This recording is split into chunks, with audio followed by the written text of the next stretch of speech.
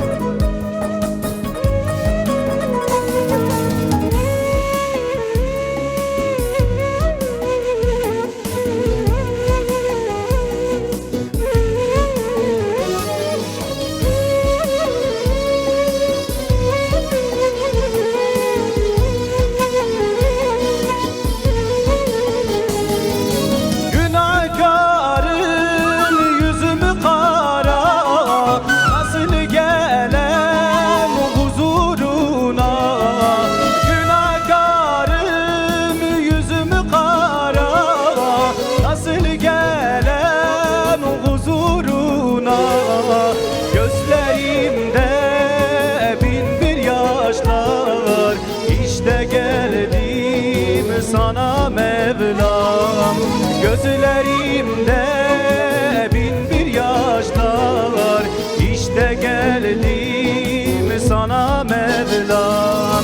Ga İbrahim'im ateşlerde, gam uzayım deryalarda. Ga İbrahim'im ateşlerde, gam uzayım deryalarda. Ga Yusuf'um zindanlarda, ben Yahya'yım şu dağlarda. Ga Yusuf'um zindanlarda, ben Yahya'yım şu dağlarda. Eyvallah. Teşekkür ediyoruz. Ağzınıza sağlık kıymetli Rıdvan kardeşimizin. Evet hocam, şimdi helal rızık elde etmek başlığını önce konuşmak isteriz. İnsanlar belki günlük, aylık, yıllık iaşesini biriktirmek için bir hengamenin, bir çalışmanın içerisine giriyor. Tabii ki bir imtihan sürecinden geçtiğimiz için bir kısım insanlar helal rızık elde etme yollarını ararken bir kısım insan bu endişeyi taşımıyor olabilir. Bu anlamdan baktığımızda helal rızık derken neyi kastediyoruz? Yani helal rızık elde etmek isteyen biri nasıl bir çalışmanın içine giriyor? Evet, teşekkür ederim. Öncelikli olarak Raber TV izleyenleri Allah'ın selamıyla selamlıyorum. Aleykümselam. Şimdi Cenab-ı Allah insanı yarattığı için insana hangi şeyler helal, hangi şeyler haram, onu en iyi bilen de kendisidir. Dolayısıyla Cenab-ı Allah'ın istediği, yani size helal olarak verdim, helal dairesi neyse o helal dairesinde elde edeceğiniz bütün yiyecekler, bütün gıdalar, bütün kazanımlar, onlar sizin için helaldir Allah tarafından. Ki bunların büyük bir kısmı Kur'an'da izah edilmiş, açıklanmış. Peygamber Aleyhisselatü vesselam da bunun detaylarını izah etmiştir. Burada asıl üzerinde durulması gereken helal kazanç. Yani haram yollardan elde edilen kazançlar kişi için bir yüktür. Yani bir külfettir. Dolayısıyla harama gidilecek yolların kapısını ve penceresini açıyor. Bu açıdan Allah tarafından belirlenen, helal olarak söylenen her ne mahsul varsa Cenab-ı Allah'ın istediği o mahsul için, o ürün için, o helal için çaba göstermek. Tabi burada şunu da unutmamak lazım. Helal kazanç elde etmek için yapılan bütün gayret, bütün sa'in kendisi ibadettir.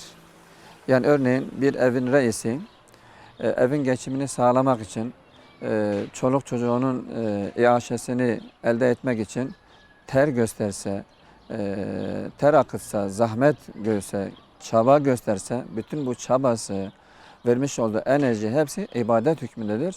Çünkü helalinden çalışmış.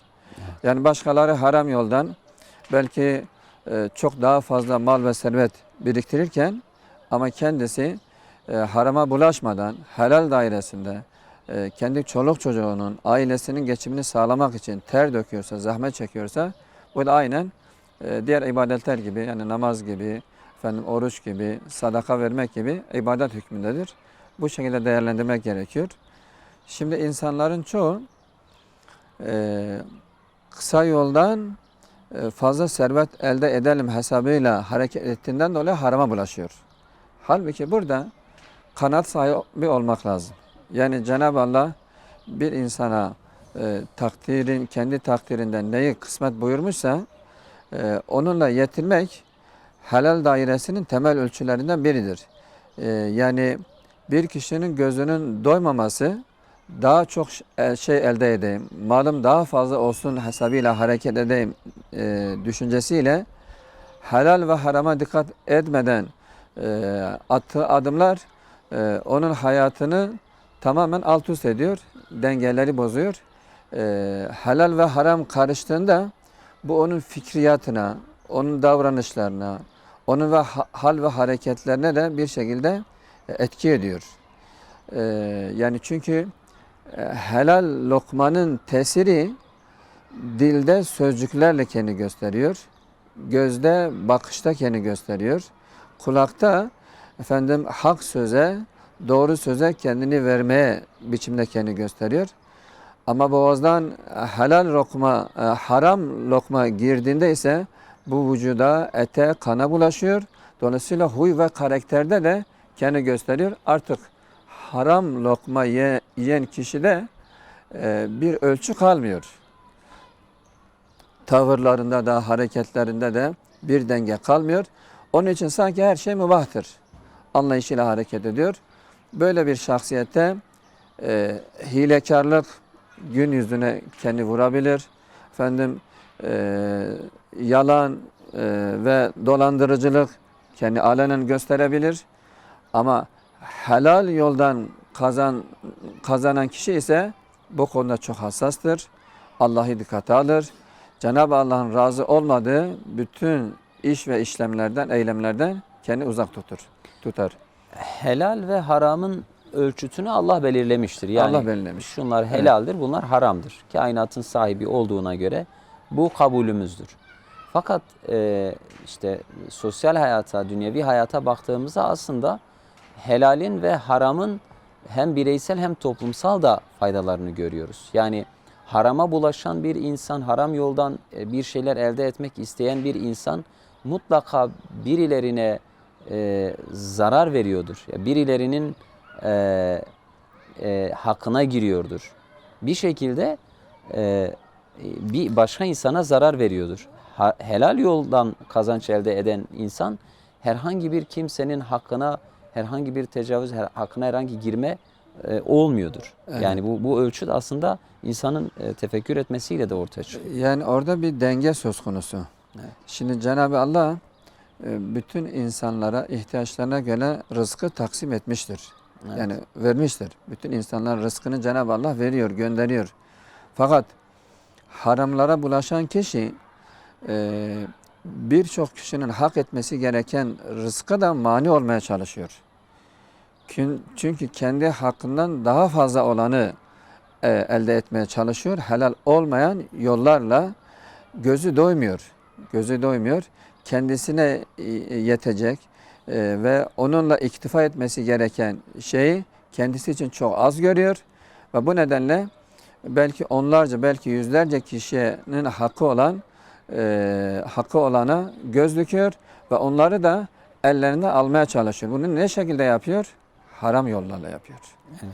Yani mesela diyelim ki bir insanın faize bulaşması, ihtikara bulaşması ya da günümüzde en çok yaygın olan stokçuluk biçiminde kısa yoldan köşeyi döneyim hesabıyla hareket etmesi aslında birçok insanın ihtiyacının karşılanmaması anlamına geliyor.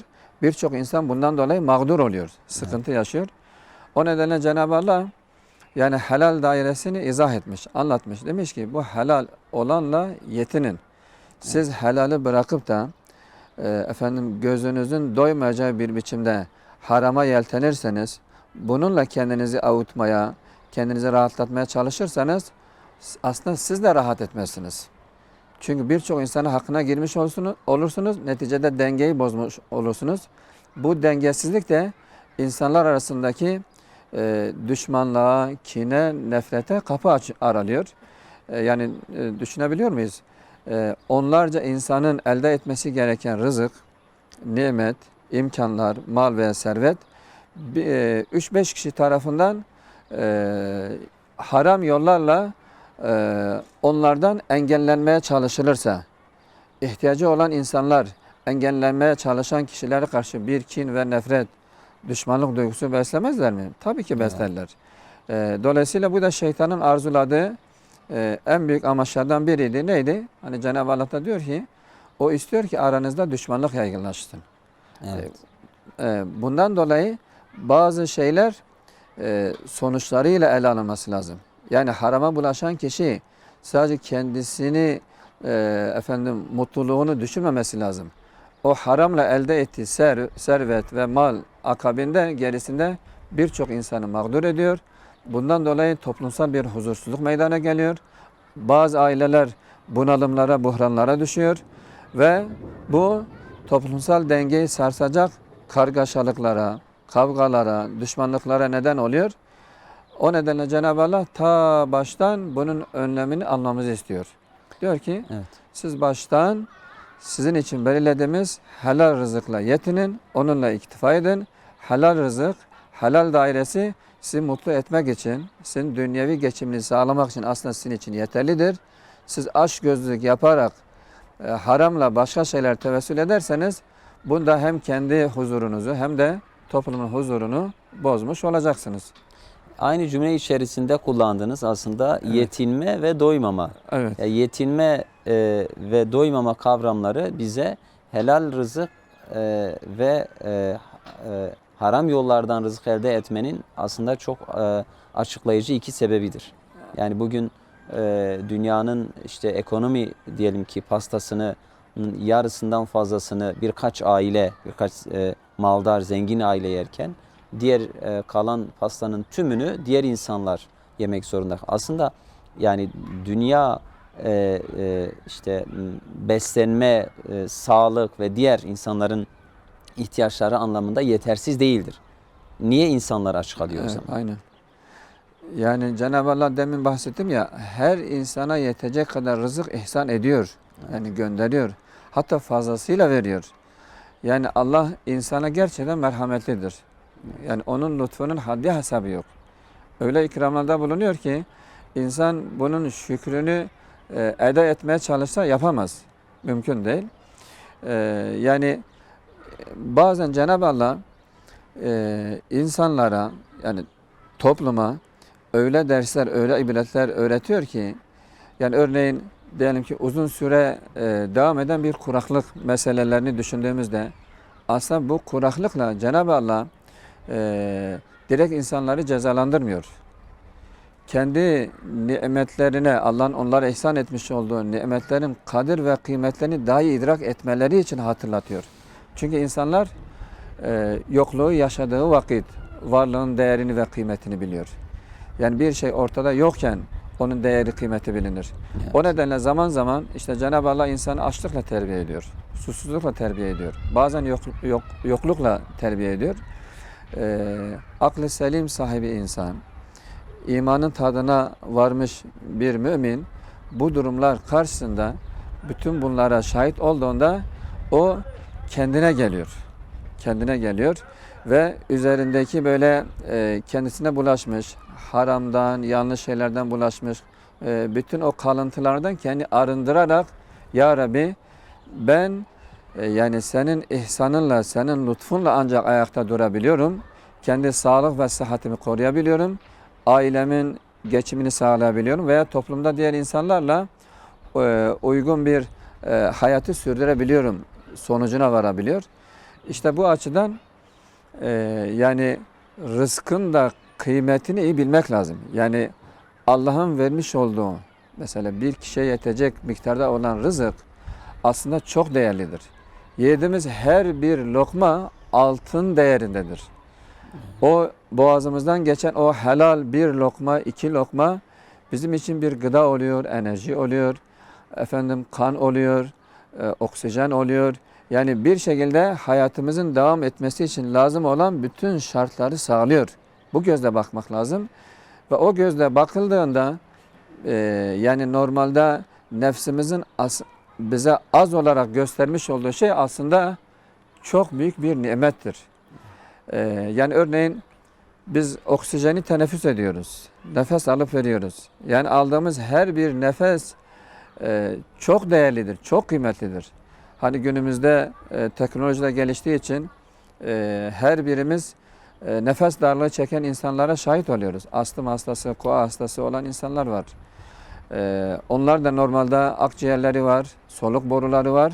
Ama onların akciğerleri, onların vücutları için yeterli miktarda oksijen üretemediği için makinelerle, cihazlarla bunu temin etmeye çalışıyorlar. Bu da büyük bir külfeti gerektiriyor. Büyük bir masrafı gerektiriyor. Büyük bir zahmeti gerektiriyor.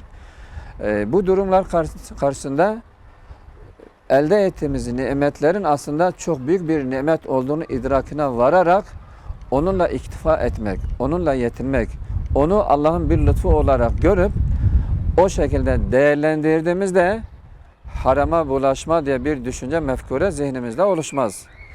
Ama bunu böyle değerlendirmediğimiz vakit bizim için yeterli olan az görürüz ve bunu bizim için yani basit bir nimet olarak görürüz. Gözümüz bu defa başkasının malına, başkasının servetine gözümüz yönelir, tevessül eder. Bu da bizi harama bulaştırır.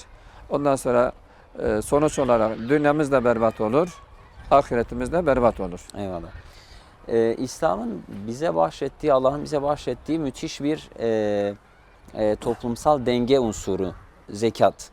Evet. Yani insana çalışmanın karşılığı vardır. Yani insan çalışıp bir şeyle biriktirebilir. Maldar olabilir, zenginlik Evet. ayıp sanacak ya da haram sayılacak bir şey değildir. Yani insan çalışıp bununla evler, araçlar, arsalar alabilir tabii ki. Mülkiyet hakkı var İslam'da şer'en. Fakat bunu yaparken Allah-u Teala'nın koymuş olduğu kurallardan biri de zekattır. Yani toplumun dengesini sağlamak amacıyla. Şimdi bu anlamda da baktığımızda insanların zekata bakışını biraz açmak gerekiyor. Evet. Yani zekat niye veriyorum sorusunu nasıl cevaplayacağız? Tabi zekat yani İslam'ın temel esaslarından biridir. Evet. Yani kelime anlamıyla beraber de değerlendirdiğimizde aslında zekat bir temizliktir, bir arınmadır. Malın arınmasıdır. Gelirin temizlenmesi, arınmasıdır. Çünkü bilerek veya bilmeyerek bir şekilde o mala, o servete işte haram bulaşmışsa, kötülükler bulaşmışsa zekatla ne oluyor? O mal arınmış oluyor, tertemiz oluyor. Cenab-ı Allah zekattan bahsederken diyor ki onlara rızık olarak verilen, Allah'ın onlara rızık olarak vermiş olduğu nimetlerden onların zekatlarını al diyor. Hem onları arındırmış olursun, temizlemiş olursun. Dolayısıyla zekatın temel kıstası, ölçüsü helal rızıktan, helal yolla elde edilen rızıktan, maldan Allah'ın belirlemiş olduğu hakkın ihtiyaç sahiplerine ulaştırılması, verilmesi. Burada asıl zekatla ulaşılması gereken asıl maksat şu. Yani demin de bahsettiğim gibi Cenab-ı Allah her insana yetecek kadar bir rızık vermiştir. Ama bir şekilde insanlar yanlış uygulamalarıyla, yanlış eylemleriyle, tavırlarıyla, icraatlarıyla veya yanlış ticari alışkanlarından dolayı bu mal ve servet bir şekilde dengesiz bir biçimde insanlar arasında dağıtılmış hale geliyor. Burada bazı insanlar bir şekilde bu mal ve servetten, bu rızıktan mahrum kalıyor veya mahrum bırakılıyor, bu hale geliyor. Cenab-ı Allah bu mahrum kalmış, bu nimetten, rızıktan bir şekilde uzak kalmış, bundan istifade edemeyen fakir, fukara, gariban, yetim, kimsesiz, ihtiyaç sahibi, yoksulların da topluma göndermiş olduğu bu rızıktan istifade etmeleri için Cenab-ı Allah yeterli mal ve servete sahip olanlar, kendi ihtiyacından daha fazla mal ve servete, gelire sahip olanlara diyor ki siz malının şu kadar miktarını, örneğin ticaret mallarının 40'ta birini kendi mallarınızdan bir şekilde çıkarın. Bununla bu mala, bu servete ulaşamayan, bu imkanı elde edemeyen fakirlere, ihtiyaç sahiplerine ulaştırın ki onlar da o mağduriyetten, o yoksulluktan, o yokluktan kendilerini kurtarabilsinler, o rızıktan istifade edebilsinler. Yani bir nevi fakirle zengin arasındaki uçurumu engelliyor Cenab-ı Allah. Engelliyor.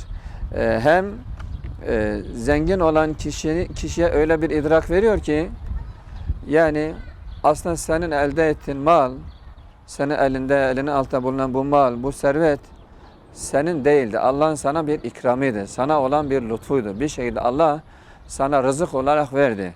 Sana verdi. Allah'ın sana rızık olarak vermiş olduğu bu mal ve servetten Allah'ın belirlemiş olduğu ihtiyaç sahiplerine sen ulaştırdığında dolayısıyla sen Allah'a bir borç vermiş oluyorsun. Cenab-ı Allah onu kendi üzerine alıyor. Yani sen fakir ve ihtiyaç sahibinin ihtiyacını karşılıyorsun ama Cenab-ı Allah onu kendi üzerine alıyor. Diyor ki ödemesini ben yapacağım. Ödülünü ben vereceğim. Evet. Bu sosyal dengeyi de Cenab-ı Allah koruyacak tarzda bu zekat müessesesini farz olarak varlıklı olan Müslümanlara yüklüyor ki bununla bu dengesizlik engellenmiş olsun, bu uçurum kapanmış olsun ve ihtiyaç sahipleri de bir şekilde kendi ihtiyaçlarını karşılamış olsun. Son olarak bir cümle de söyleyeyim. Bununla fakirle zengin arasında bir muhabbet ve sıcak bir bağ da oluşuyor. Eyvallah. Evet. Dolayısıyla fakir, mağdur, ihtiyaç sahibi olan kişi zenginlere, varlıklı olan kişilere karşı bir kin ve nefret de beslememiş oluyor. Çünkü biliyor ki onlar kendi ellerinden, elde ettikleri mallardan kendilerine bir şeyle ulaştırmışlar. Eyvallah. Allah razı olsun. Teşekkür ediyoruz. Rıdvan kardeşimize tekrar bir söz hakkı verelim. Buyurun, bir ilahi dinleyeceğiz inşallah.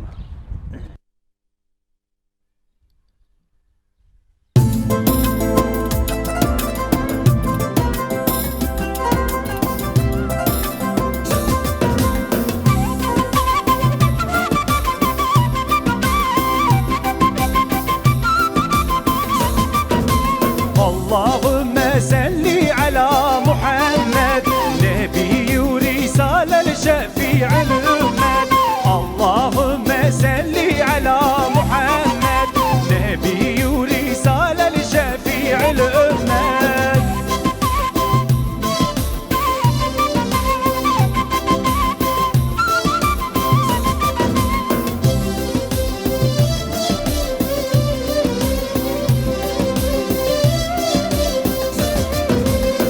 حيرانات انا متبعي رسول انتنا في بغشي ذلي من دابوي واقول ام حيرانات انا متبعي رسول انتنا في بغشي ذلي من دابوي واقول دخوين النبي تنبي تيشيري جباه وكل زارة حزارة بلبل دخوين النبي تنبي تيشيري جباه وكل زارة حزارة بلبل اللهم صل على محمد نبي ورسالة لشفيع الأمة اللهم صل على محمد نبي ورسالة لشفيع الأمة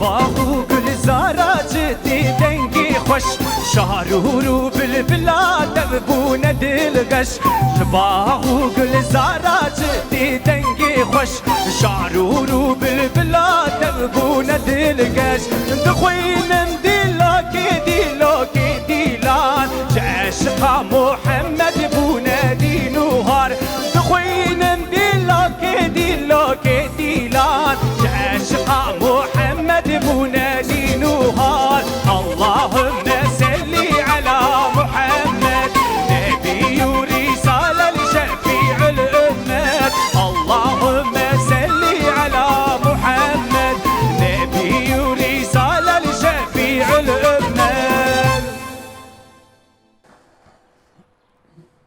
Eyvallah. Teşekkür ediyoruz. Allah razı olsun. Ağzınıza sağlık. Sanatçı kardeşlerimiz de programımızı şenlendiriyor. Allah onlardan razı olsun.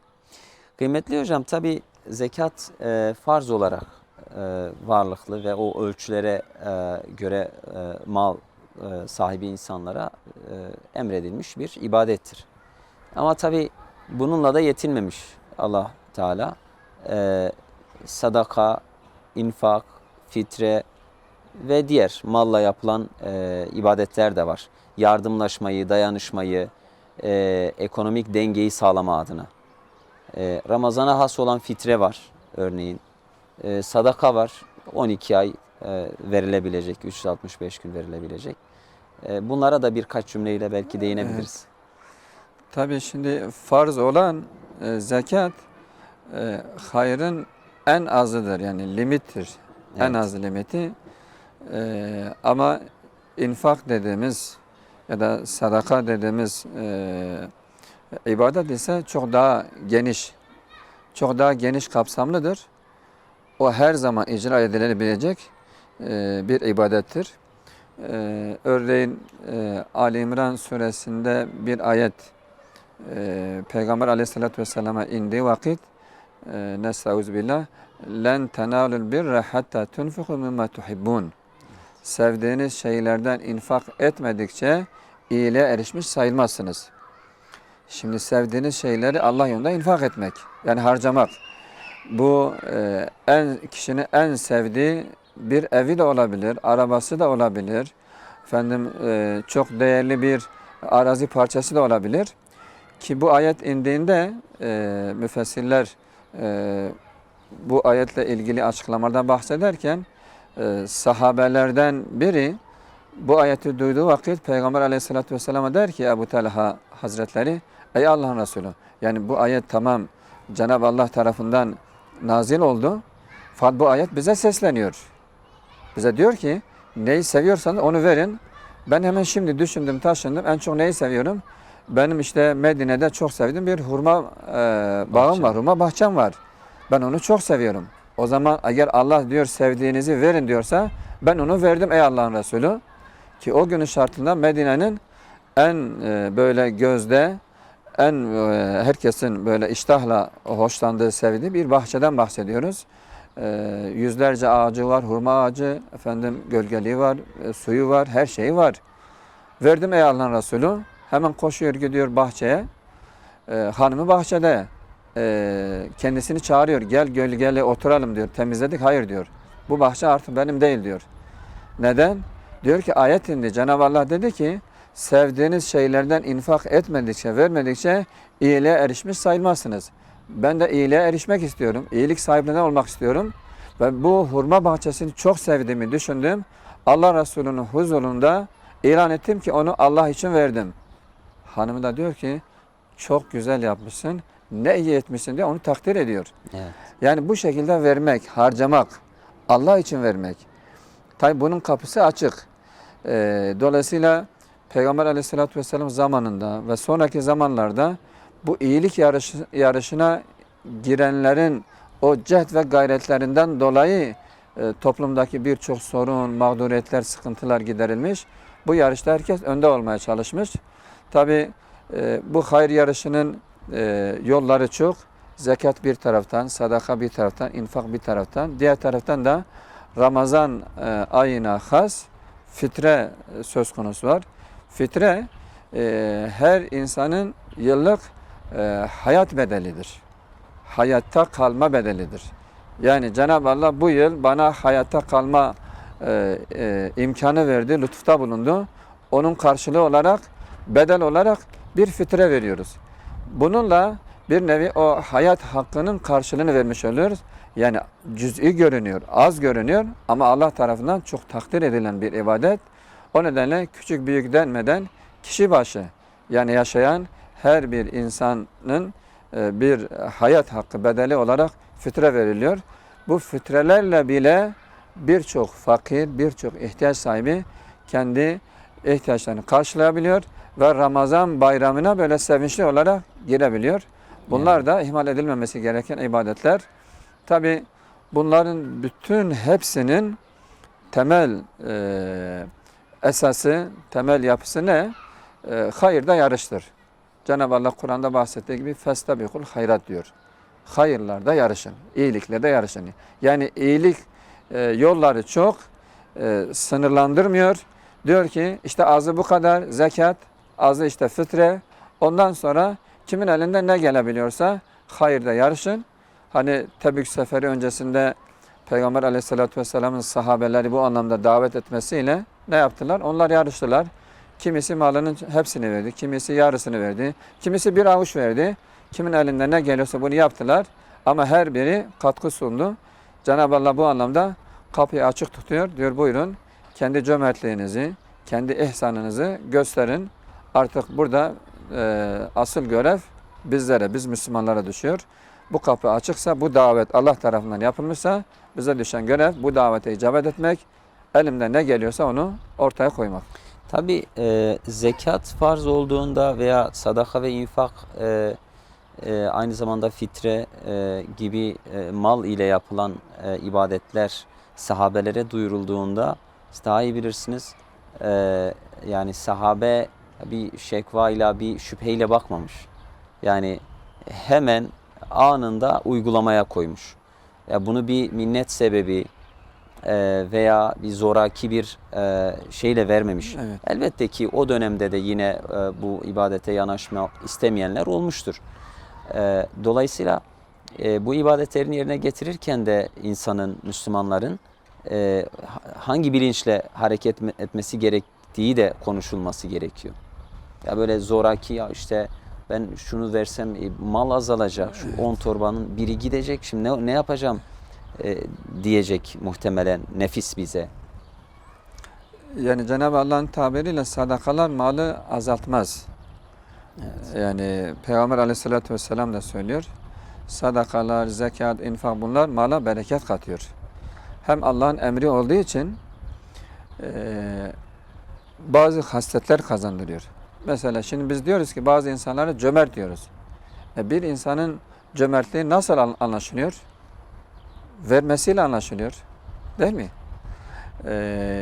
Ya da mesela bir kişi varlıklıdır. Efendim malı serveti var. Kendi mal ve servetinden emin olmak istiyor. Yani onun malına kimsenin göz dikmemesini istiyor. Peki bu nasıl bu hale gelecek? İhtiyaç sahiplerine, fakirlere, yoksullara bir şekilde yapabileceği kadar onlara bir şekilde işte sadakasını, zekatını ulaştıracak ki onlar bunu hissettiklerinde kimsenin gözü bu şahsın malından, servetinde olmayacak, rahat edecek. Hem malın nereden kaynaklandığına dair inancı pekiştiriyor. Yani kişi malı, serveti miktarı ne kadar fazla olursa olsun bir defa imanına göre şu kanaati olması lazım. Aslında bu mal benim değil. Bu servet benim değil. Allah'ın bana olan bir lütfudur. Allah bana rızık verdi. Allah bana ihsanda bulundu. Bana ikramda bulundu. Dolayısıyla Allah'ın bana vermiş olduğu bir maldır. Allah'ın bana bir lütfudur. Allah'ın lütfunu veriyorum. Bunu verdiğinde kişi yani bunu bir kayıp olarak görmez. Çünkü kendisine rızkı verene iade ediyor. Bir şeyle onun razı olduğu yollara verdiğinden dolayı seviniyor. Hatta anlatılır özellikle sahabeler döneminde, sonraki dönemde yani varlıklı olanlar, zengin olan Müslümanlar mallarını verdikleri vakit fakirlere, yoksullara onlara teşekkür etmişler. Fakirlere teşekkür etmişler. Yani sizin sayenizden biz infakta bulunabiliyoruz. Biz zekat verebiliyoruz. Biz sadakamızı verebiliyoruz. Fitremizi verebiliyoruz. Ya siz olmasaydınız, ya Cenab-ı Allah sizleri bize göndermemiş olsaydı biz nasıl infakta bulunacaktık? Nasıl zekata verilecektik? Yani bundan dolayı bir kibirlenme, böbürlenme yok. Yardım ettikleri fakir insanlara karşı üstten bakmak yok. Onları azarlamak yok. Efendim onlara karşı bir minnet duygusu beslemek yok. Bundan dolayı yani verdiklerinden dolayı Allah'a şükrediyorlar. Ya Rabbi bize infakta bulunma imkanı verdiğinden dolayı, zekatı verme imkanı verdiğinden dolayı Allah'ım sana şükrediyoruz, sana hamd ediyoruz. Anlayışıyla hareket etmişler ki bu da ayrı bir mutluluktur. Eyvallah. Yani imtihanın bir gereğidir elbette Evet. ki bu da. Yani haşa Allahu Teala için zor bir şey değil. Bütün insanlar varlıklı, bütün insanlar Evet. mutlu, bütün insanlar mal konusunda zengin de yaratabilirdi yani. Evet. Bu ama bazı insanlar daha düşük maddi gelire sahip ya da belki kısmeti kapalı diyor toplumsal bir kavram Ya da olarak. deniyor Cenab-ı Allah bazı insanları işte açlıkla deniyor. Bazıları işte maldan eksilmeyle deniyor, imtihan ediyor.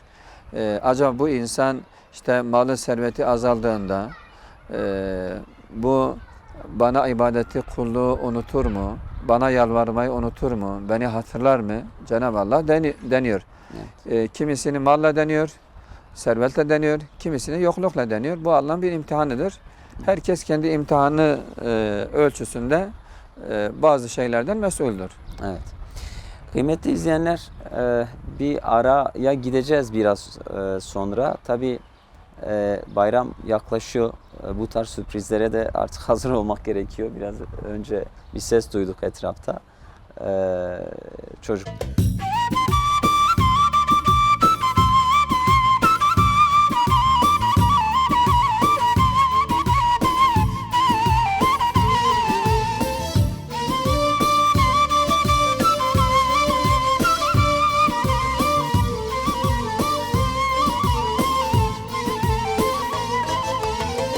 Adını andıkça doldu gözlerim, doldu gözlerim.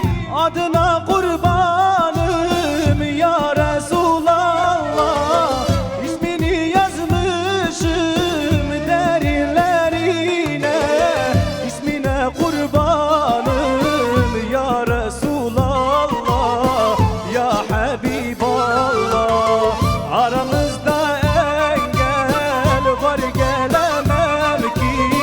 Ravzana kurbanım ya Resulallah. Aramızda engel var, gelemem ki yoluna kurbanım ya Resulallah.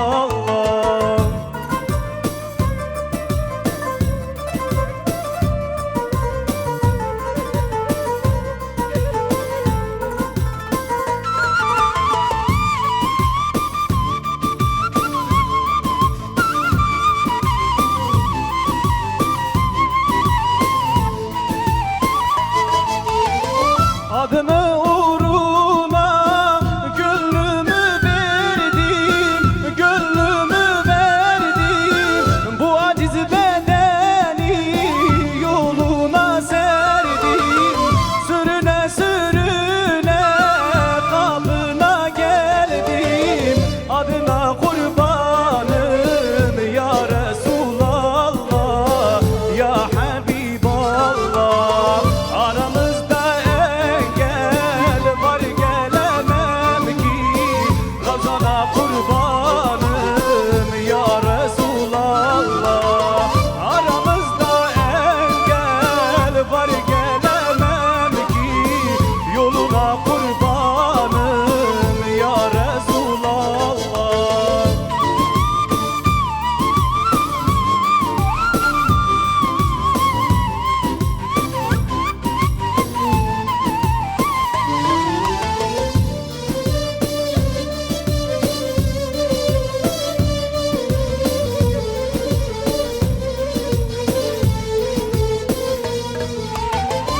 İzin verse Rabbim Ravzana gelsem, Ravzana gelsem, mübarek Ravzada yüzlerimi sürsem, hak nasip eylese cemalini görsem, cemalen kurbanım ya Resulallah, ya Habiballah.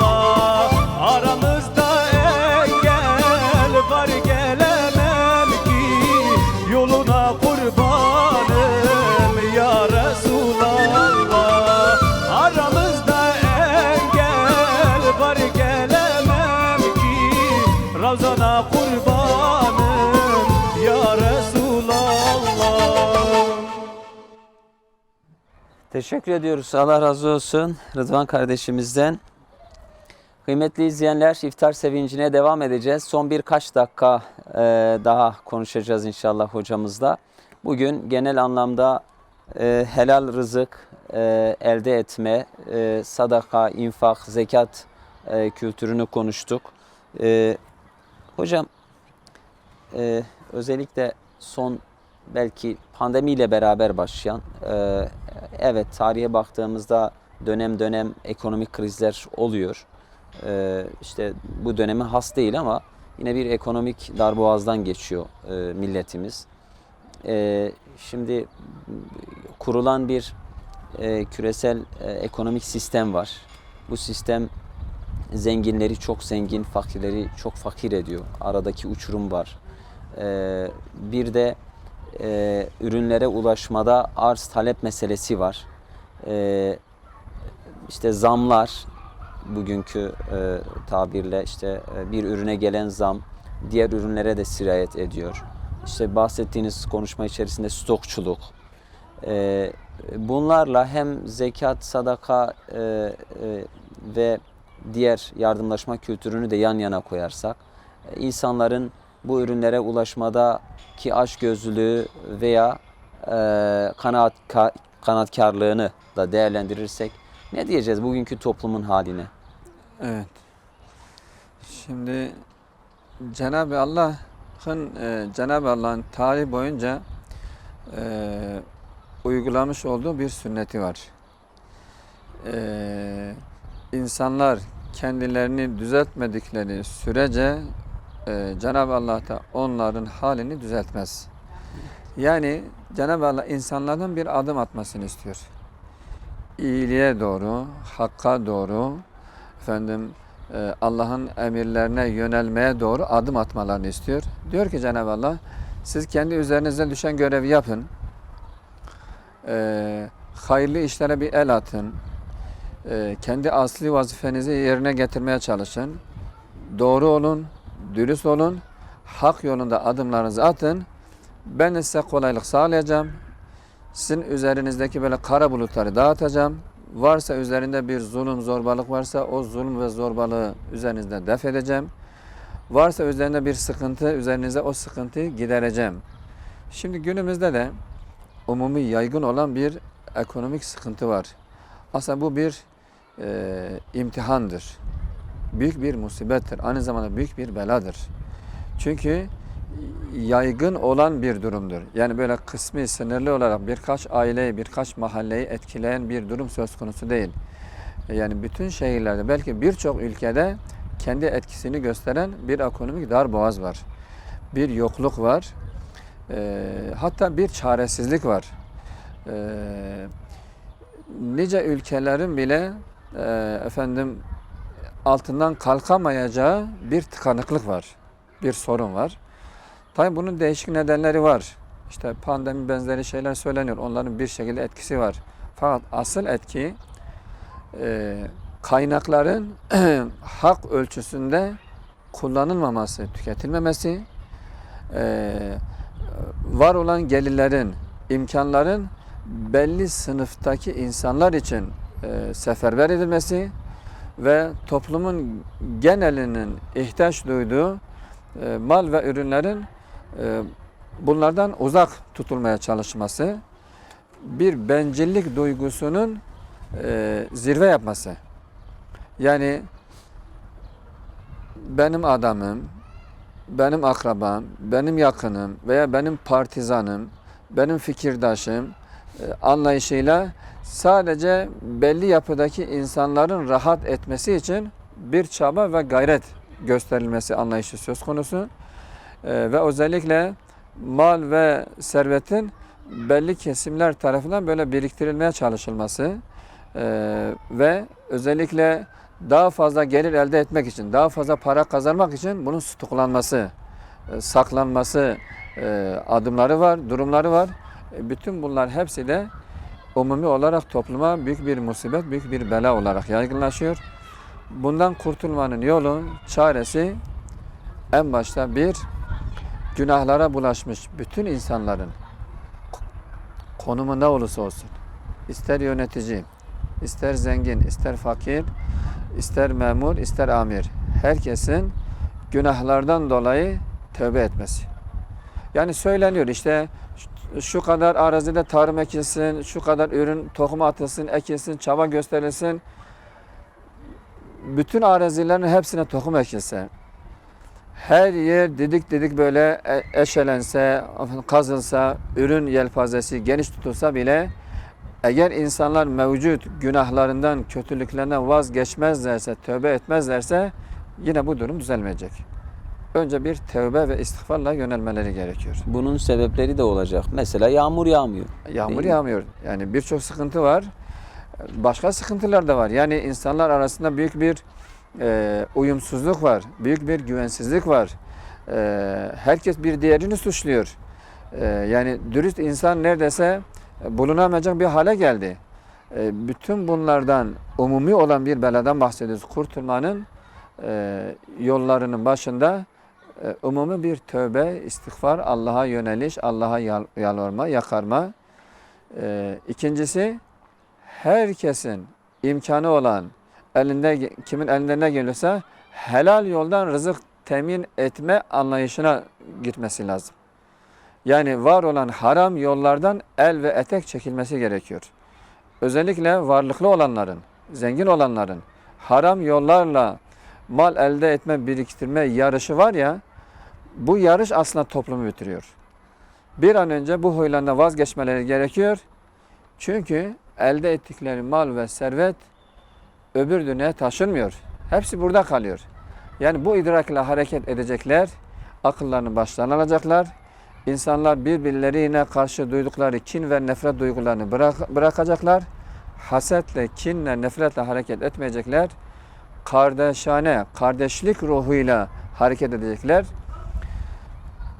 Benim için ne lazımsa, ben kendim için neyi arzuluyorsam, kardeşim için, bütün Müslüman kardeşlerim için de aynı duygu, aynı düşünce içerisinde olmalıyım ki Cenab-ı Allah üzerimizdeki bu belayı, bu musibeti def etsin ve bir an önce bu sıkıntılar giderilmiş olsun.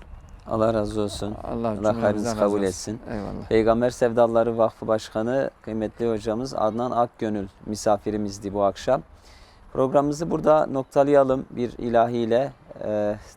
Sevgili kardeşimiz Rıdvan kardeşimiz ve ekibine son sözü vereceğiz. Şimdiden hayırlı iftarlar diliyoruz. Bu arada hatırlatmış olalım, yarın Dünya Kudüs Günü idrak edilecek. Ramazan ayının son cuması. Kudüs'ü bir kez daha hatırlatacağız, hatırlayacağız ve Kudüs'ün ehemmiyetini anlatmaya çalışacağız. Hem ekranlarımızda hem de belki diğer mecralarda. Hayırlı iftarlar diliyoruz. Allah'a emanet olun.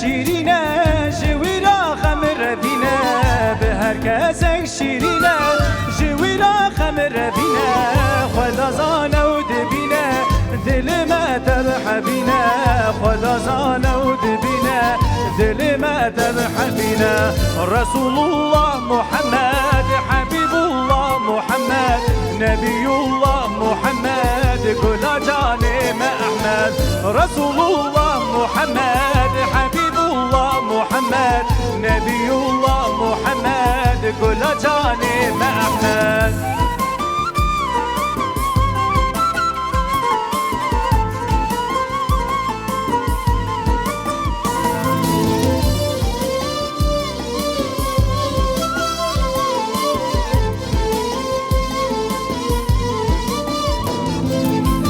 ریاض خدای صدات خوش صدای ریاض خدای صدات خوش صدای تمام نور و خدای خدا وقت ندای تمام نور و خدای خدا وقت ندای رسول الله محمد حبیب الله محمد نبی الله محمد گل جان ما احمد رسول الله محمد حبیب الله محمد نبی الله محمد گل جان ما احمد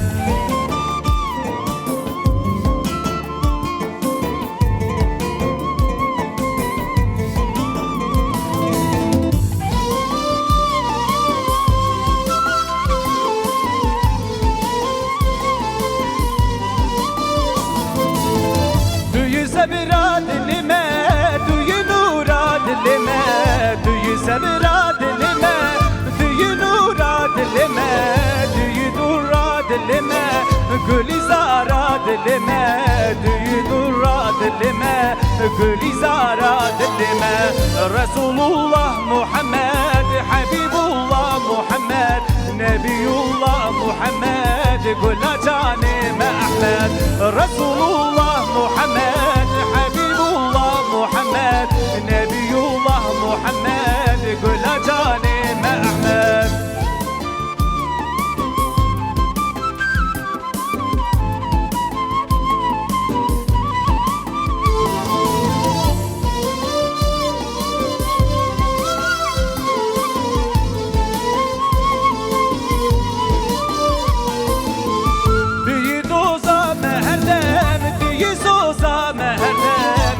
doza meherdem Diyi zoza meherdem Diyi hiza meherdem Diyi roja meherdem Diyi hiza meherdem Diyi roja meherdem Resulullah Muhammed Habibullah Muhammed Nebiyullah Muhammed Gül canım Ahmed Resulullah Muhammed